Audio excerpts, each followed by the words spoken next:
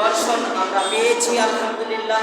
যে ইতিকাফ কাকে বলা হয় সহজে বোঝার জন্য আমরা দেখি আমাদের মসজিদের মধ্যে যারা বসেছে, এই যে বসা, যারা বাড়ি ঘর স্ত্রী সন্তান দুনিয়ার ব্যবসা বাণিজ্য অর্থ সম্পদের লাভ এবং লালচ থেকে পৃথক হয়ে শুধুমাত্র কেবলমাত্র ধর্মকে অনুসরণ করে আল্লাহর আদেশ নিষেধ নবীন তরিকাকে জারি করতে গিয়ে একটি স্থানে অবস্থান করেছে, একে ইতিকাফ বলা হয়।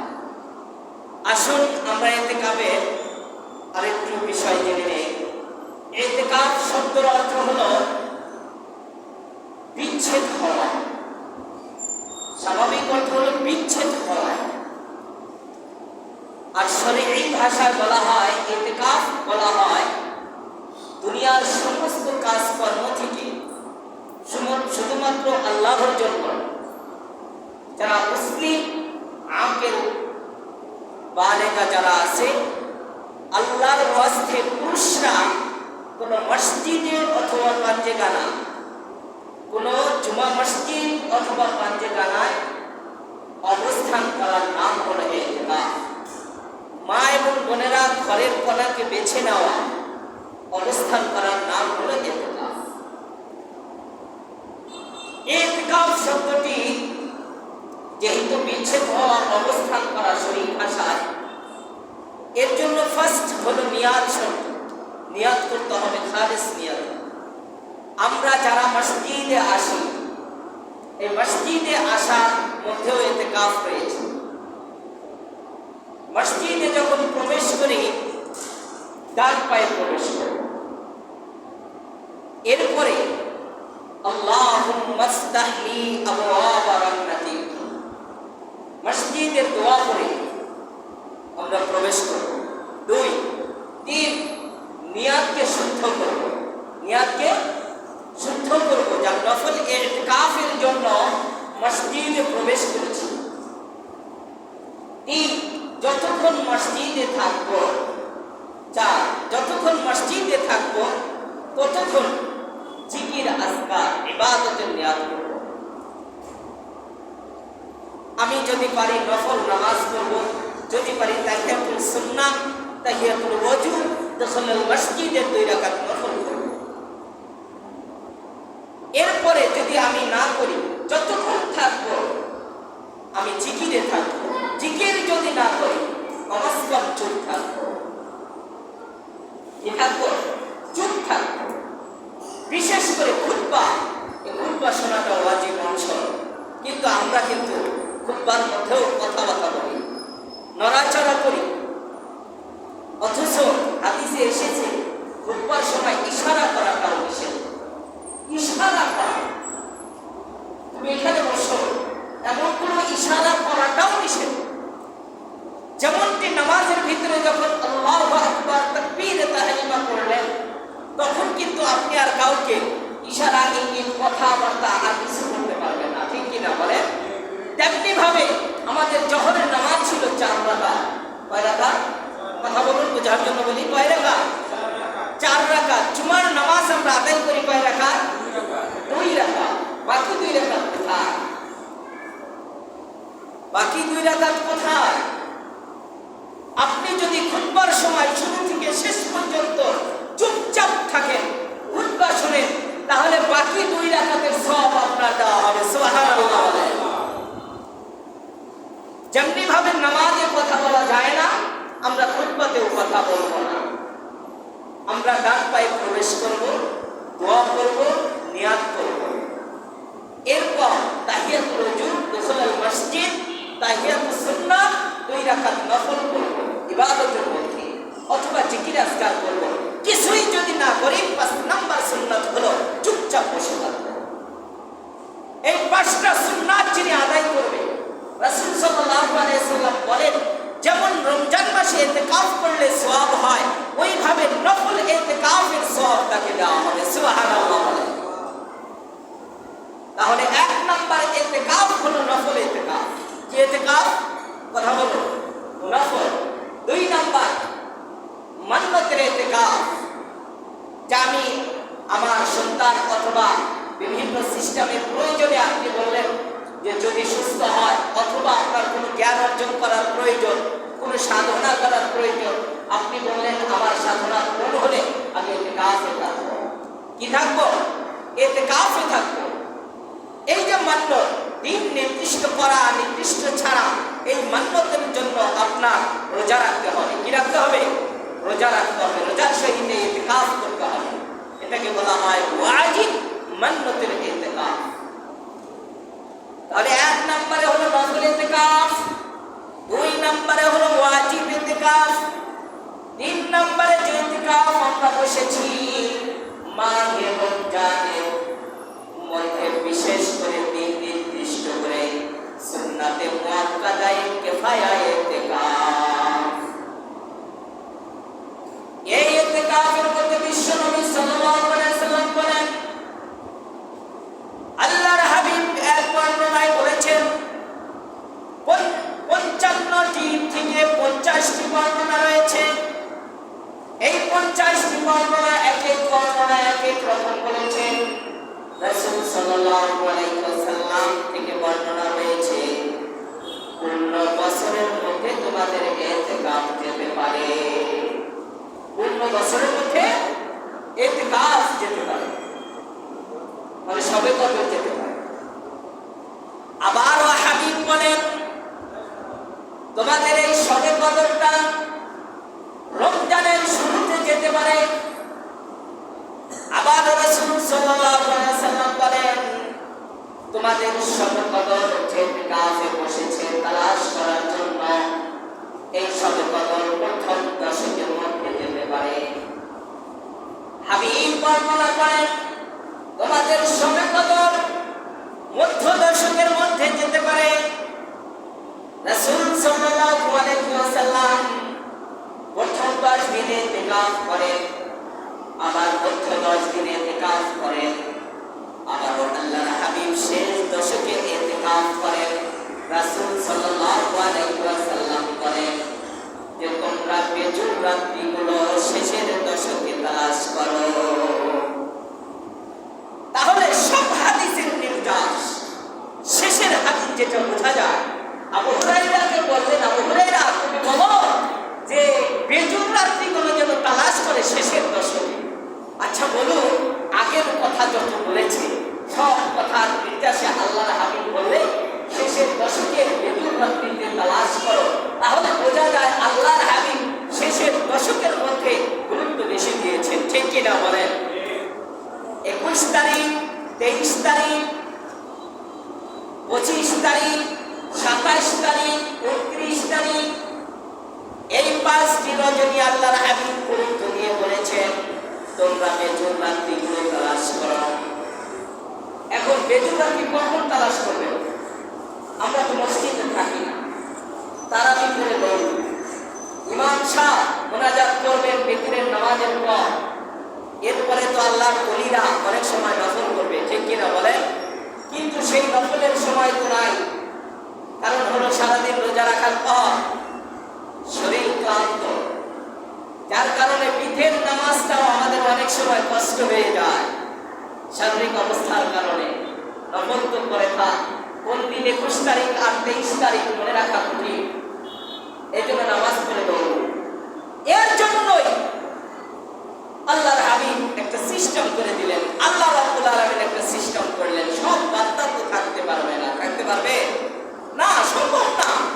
আমি বললেও থাকবে না, না বললেও থাকবে না।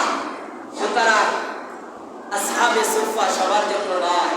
এক শ্রেণীর সাহাবা যুদ্ধের ভিতরে ছিল, এক শ্রেণীর সাহাবা খানকায় ছিল, এক শ্রেণীর সাহাবা খেজুর কাটতেন, এক শ্রেণীর সাহাবা আল্লাহর হাবিবের সাথে থাকতেন, আরেক শ্রেণীর সাহাবা আবার মুনাফিক হয়েছেন,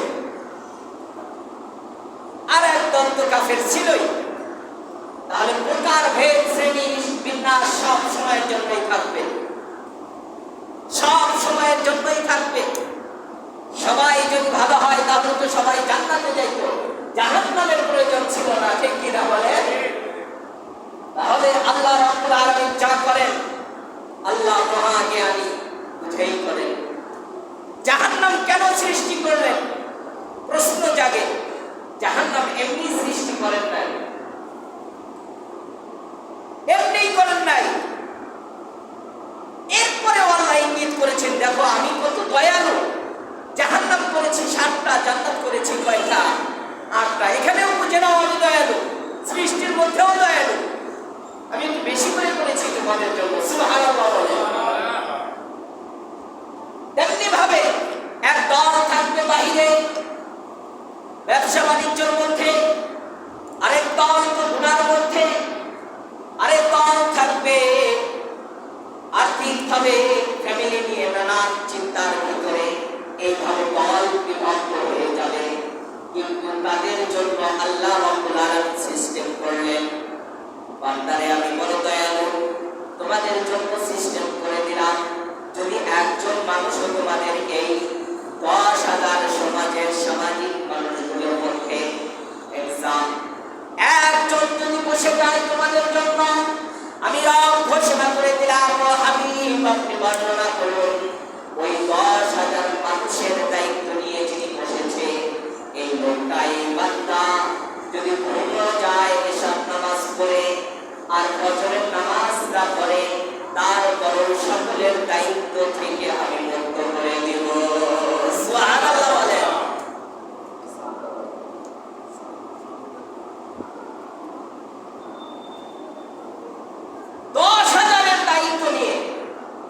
আপনাদের এই সমাজে আলহামদুলিল্লাহ ছোট বড় বলে 3 জন, আলহামদুলিল্লাহ বলেন 3 জন, একেবারে আপনাদের সমাজের একজন, সামাজিকভাবে একজন আছেন। এরপরেও আলহামদুলিল্লাহ 2 জন শরীক হয়েছে।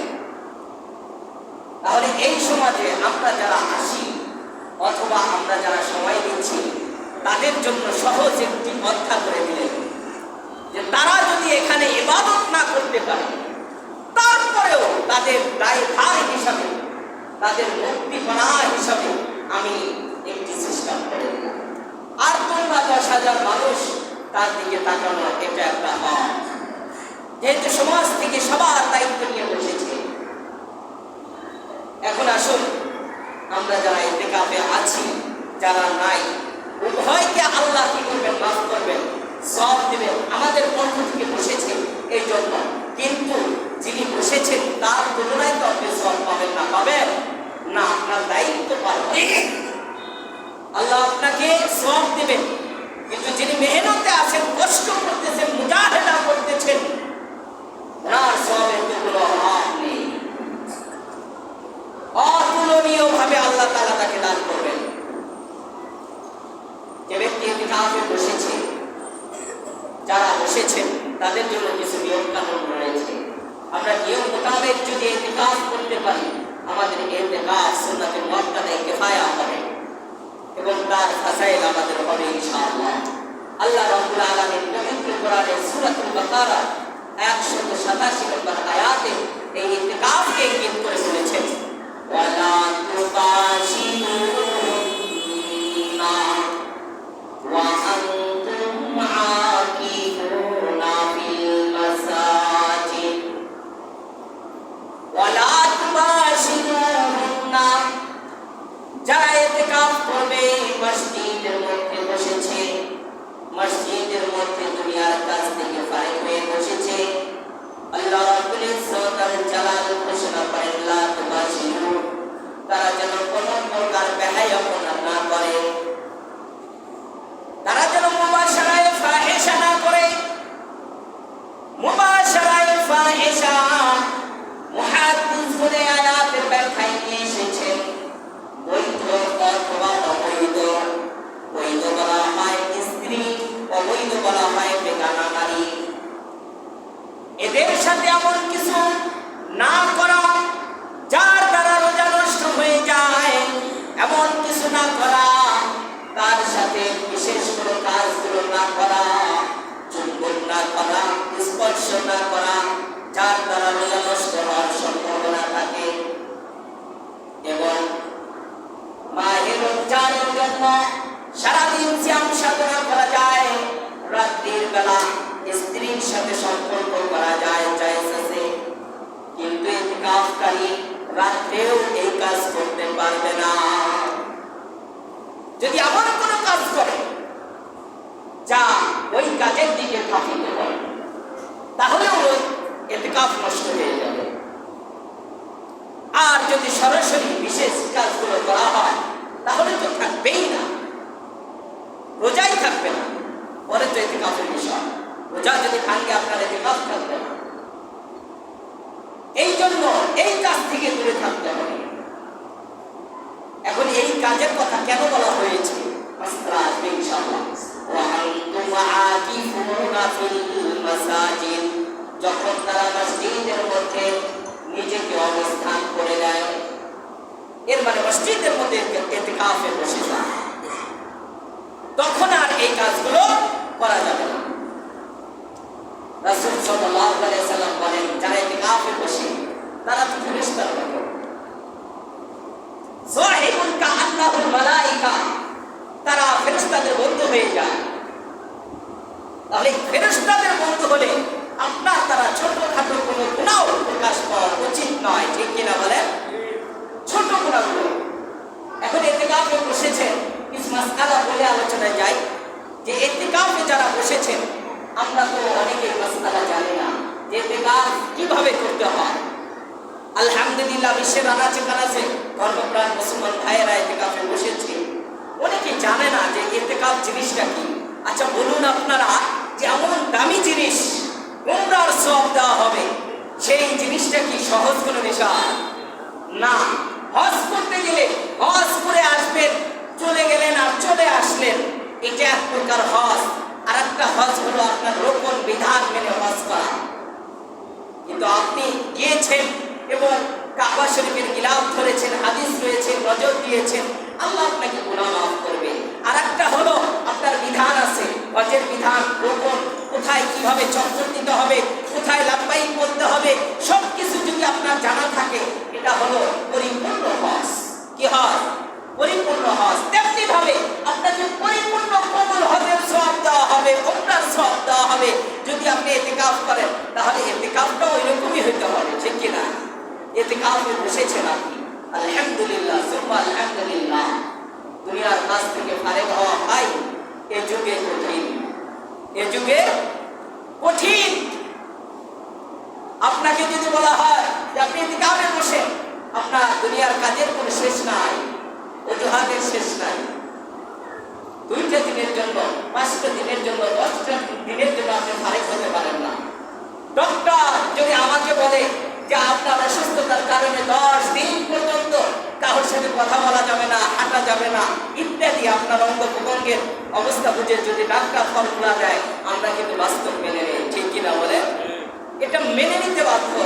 আল্লাহ বলেছেন তুমি দুনিয়ার কাছ থেকে 10টা দিন বিরত হও, এটা আমরা পারি না, কারণ ইমান দুর্বল। এই জন্য আমাদের দুনিয়াটা এতটা বড় দেখা যায়, সরাসরি তার উল্টোগতি দেখা যায়, লভ্যাংশ দেখা যায়, যার কারণে দুনিয়া চোখে পড়ে। 10 তলা বিল্ডিং, টাকা আছে, হতে থাকে আর দেখা যায় চোখে, প্রত্যক্ষ আর পরোক্ষভাবে দুইটাই দেখা যায়। আর আপনি ইতিকাফ করলে সব পাবেন, এটা পিঠেও লেখা নাই, পেটেও লেখা নাই, কপালেও লেখা নাই, ঠিক কিনা বলেন? না, এটা লেখা নেই তো। যার কারণে এইটার প্রতি আমার আগ্রহ কম। আর এইটার নামই হলো ঈমান, যে বান্দা কতটুকু আমাকে ভালোবাসে আর বিশ্বাস করে। সুবহানাল্লাহ, এটার নামই তাকওয়া। যে ভাইয়েরা, যে বাবাজিরা ইতিকাফে বসেছেন, আলহামদুলিল্লাহ, আপনারা যদি সম্ভব হয় তাহলে নফল সুন্নাহ গোসলগুলো না করা উচিত। যদি সম্ভব হয় আপনার ফরজ গোসল আপনি করতে পারবেন, বাহিরে গিয়ে ওযুখানায় গিয়ে, গোসলখানায় গিয়ে, যদি ওযুখানা গোসলখানা না থাকে, তাহলে আপনি পাশেই যদি পুকুর থাকে, সেই পুকুরে গিয়ে আপনি গোসল করতে পারবেন, ফরজ গোসল। এরপর পায়খানা, পেশাব, এই যে বিশেষ প্রয়োজনগুলো, এইগুলো আপনি বাহিরে গিয়ে করতে পারবেন। এছাড়া বিশেষ প্রয়োজন ছাড়া তবে এই প্রয়োজন বলা হয়, যেমন আপনার ধূমপানের অভ্যাস আছে, থাকতে পারে ইত্যাদি, এই অভ্যাসগুলোর জন্য আপনি ভাবছেন যা মসজিদের ভিতরে কিভাবে খাই, ইফতারির পরে এক টান হলেও আমার দিতে হবে, আমি বাহিরে যাই, আপনার ইতিকাফ নষ্ট হয়ে যাবে। আপনার ইতিকাফ কি হয়ে যাবে? ফতুয়ায়ে আলমগীরি, ফতুয়ায়ে স্বামী, ইতিকাফ থাকবে না, নষ্ট হয়ে যাবে। প্রশ্ন হলো, হুজুর যদি পান খাই, পানটা তো খাওয়া দরকার, এটা তো হারাম লেখা নাই কোনো জায়গায়। বরং কিছু কিছু কিতাব লিখেছে যে তাম্বা মানে পান, এই পানকে খাওয়া মুবাহ, মুবাহ মানে জায়েজ। ফতুয়ায়ে মাহমুদের মধ্যে লিখেছে যে পাকিস্তানি সূত্রে লিখেছে পান খাওয়া জায়েজ। এটা হলো এক ফতুয়ার বর্ণনা বলেছি। পান খাওয়া জায়েজ যদি হয়, এখানেও কিছু নিয়ম আছে। এই পানের ভিতরে কিন্তু নেশা দেওয়া যায়, জানেন কি না আপনারা? অনেক নেশা দেওয়া যায়। এখন পান খাওয়া জায়েজ, এর ভিতরে আপনি নেশা দিয়ে দিলেন, তাহলে কি পান খাওয়া জায়েজ হবে? না। এটা আপনি যেমন তামাক অথবা পাতা, যেটা আমরা পাতা খাই, মুরব্বীরা চিনবেন, পাতা, আগের যুগে পাতা খাইতো, এটাই তামাক। এই তামাক অথবা পাতা বা এই জাতীয় জর্দা জাতীয় কোনো অ্যালকোহল, এইটা আমরা পানের ভিতরে ব্যবহার করব না। বেশির থেকে বেশি নেশা কমানোর জন্য আমরা সুপারি চুন দিয়ে পানটা খাবো। এটা যারা মুরব্বীরা পান খায়, বুঝে আসছে মাসালা। এছাড়া নেশা ঢুকবে, নেশা জাতীয় আপনার, তবে এই নেশা জাতীয় কোনো জিনিস যদি আপনি ইতিকাফ অবস্থায় খান, আপনার ইতিকাফ নষ্ট হয়ে যাবে। এরপরে আপনি ঘন ঘন গোসল করার জন্য, নফল গোসল, সুন্নাত গোসল, মুস্তাহাব গোসল করার জন্য বের হলেন, আপনার ইতিকাফ নষ্ট হয়ে যাবে। কিছু কিছু মসজিদের মধ্যে সাইডে বা কোনো কর্নারে এমন গোসলের ব্যবস্থা আছে কিনা বলেন? এটা করা হয়, তারা সারা বছরের জন্য ইতিকাফকারীর উদ্দেশ্যে করে রাখে। আমি নিজে দেখেছি। এমন যদি দোতলা, তিনতলা, যে তালাই হোক না কেন, মসজিদের এরিয়ার ভিতরে যদি এমন কিছু করা হয়, তাহলে ওই মসজিদবাসীর উচিত সেখানে কোনো পলি বিছানো, পলিথিন বা এ জাতীয় মোটা জিনিস বিছিয়ে দেওয়া, যাতে করে সেই তার ব্যবহৃত পানি মসজিদের মধ্যে না লাগে, তাহলে মসজিদ নাপাক হয়ে যাবে। বুঝে আসছে মাসআলা? আর যদি বড় কোনো প্লাস্টিকের ভাণ্ড তৈরি করা হয় যে সেখানেই গোসল করতে পারবে, সেই পানিটাই মসজিদের সেই ভাণ্ডর ভিতরেই পড়বে, তাহলে সেখানে তারা নফল গোসল, ফরজ গোসল সব গোসলই করতে পারবে। মাসালা আবার বলছি, যদি মসজিদের ভিতরে কোনো জায়গায় ব্যবস্থা করা হয়, তাহলে সেখানে পলির ব্যবস্থা করতে হবে, পলিথিন বা এরকম তিরফালের ব্যবস্থা করতে হবে, অথবা কোনো প্লাস্টিকের বড় ভাণ্ড হাউস তৈরি করতে হবে, যেটা দিয়ে পানি আবার বাহিরে ফেলে দেওয়ার সিস্টেম করা যায় পাইপের সাহায্যে হলে। তো ওই নাপাকগুলো তার মধ্যেই পড়বে, সে সেখানে দাঁড়িয়ে গোসল করতে পারবে বা দুটো ধুয়ে নেবে। এইভাবে সে নফল এবং ফরজ গোসলটা করতে পারবে মসজিদের ভিতরে। আর যদি এমন ব্যবস্থা না থাকে, তাহলে তার জন্য উচিত হবে শুধুমাত্র ফরজ গোসলের জন্য বাহিরে বের হওয়া। কিছু কিছু ওলামা বলেছেন, কিছু কিছু ওলামা যদি এমন অবস্থা দাঁড়িয়ে যায় গরমের কারণে অথবা রোজার কারণে যে তার জান যায় অবস্থা, গোসল করা খুবই প্রয়োজন হয়ে পড়ে, সেই খাতিরে ওযুখানায় গিয়ে যতটুকু সময়ের ভিতরে ওযু করা যায়, যতটুকু সময়ে ওযু করা যায় দ্রুত গতিতে সেই সময়ের ভিতরে তার শরীরটা ধুতে করে আসতে পারবে। কিন্তু উচিত নয়, কিন্তু উচিত নয়। এরপরে শেষে লিখেছে উচিত নয়। তাহলে যারা ইতিকাফে বসবে, তাদের বাহিরের কাজ, এই কাজ যদি নিবান্ত, এক নম্বর নিত্য প্রয়োজন পায়খানা, প্রস্রাব, এরপরে হলো আপনার ফরজ গোসল, ওযু করা। এটা আপনার নফল ওযু হতে পারে, এর জন্য আপনি বাহিরে বের হতে পারবেন এবং প্রেক্ষাপট অনুযায়ী দূরে গিয়ে পুকুরে গিয়েও গোসল করে আসতে পারবেন, ওযু করে আসতে পারবেন। বেহুদা কোনো কথা, বেহুদা কোনো কাজ, শরীয়তের পরিপন্থী কোনো কাজ যদি আপনি বাহিরে করেন, আপনার ইতিকাফ নষ্ট হয়ে যাবে। আরেকটি বিষয় থাকতে পারে, যেমন অনেকের খাবারের ব্যবস্থা নেই, মসজিদে নেই, বাসা থেকে আনতে হবে তার এমন কোনো অবস্থা নেই। ছেলে বা মেয়ে নিয়ে আসবে নাই, লোক নাই। গ্রামবাসী এমনও নাই নিয়ে আসবে খাবার। এই মুহূর্তে মাসআলা হলো ওই লোক নিজেই যেতে পারবে বাসা, কিন্তু সে যাবে আসবে এই সময়ের ভিতরে রোডে ঘাটে কারোর সাথে কোনো বেহুদা কথাবার্তা বলা যাবে না। প্রয়োজনীয় কথা স্ত্রীর সাথে বা ফ্যামিলিকে বলেই খাবার নিয়ে অল্প সময়ের ভিতরে মসজিদে উপস্থিত হতে হবে। এটা হলো শেষ মাসআলা, মানে নিরুপায় যদি হয়। সেই যুগে ছিল আপনার চিঠি, যদি চিঠির মাধ্যমে খবর পৌঁছানো যায় তাহলে উত্তম। আর এখন তো চিঠি নাই, চিঠির পরিবর্তে ওলামা হযরত বলেছেন এখন হলো মোবাইল। এই মোবাইলের মেসেজটাকে চিঠি কনভার্ট করা হয়েছে। তাহলে আপনি মেসেজের মাধ্যমে আপনার স্ত্রীকে জানাইতে পারবেন আমার খাবারের সময় হয়েছে, তুমি রেডি করো, আমি আসছি। বুঝে আসছে মাসআলা?